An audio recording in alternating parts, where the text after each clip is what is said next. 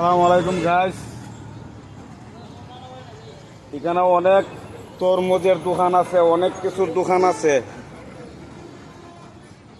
আমার নতুন সরকারের কাছে আকুল আবেদন থাকবো, এখানে হাজার হাজার দোকান, এটা অলিপুর ইন্ডাস্ট্রি এরিয়া, এদেরকে সরকারিভাবে দোকানের বরাদ্দ দেওয়া হোক। এরা তো বাংলাদেশের লোক, এরা হয়ে যাইব দুদিন পর পর ঘর ভাঙ্গেলায় বা দোকানপাট ভাঙ্গেলায়।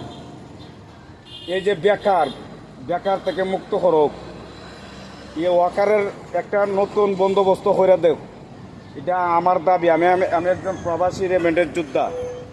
এই প্রাণের শহর অলিপুর, এখানে শত শত লক্ষ লক্ষ দোকান আছে, এদেরকে কর্মসংস্থানের ব্যবস্থা করে দেব, এটা আমার দাবি নতুন প্রধানমন্ত্রী তার রহমানের কাছে। এই যোগাযোগ মন্ত্রী আছে, তার কাছে আমার আকুল আবেদন। এই যে হাজার হাজার শত শত পরিবার, এরা বেচা কিনে করে এদের পরিবারের আহার যোগায়। আমার আকুল আবেদন থাকবো নতুন সরকারের কাছে, নতুন প্রধানমন্ত্রীর কাছে, এদেরকে দোকানের বরাদ্দ দেওয়া হোক। দরকার হয় সরকারের ট্যাক্স নেক, তবু তাদেরকে কর্মসংস্থানের ব্যবস্থা করে দেব। আমার ভিডিওটা শেয়ার করে দিবেন যাতে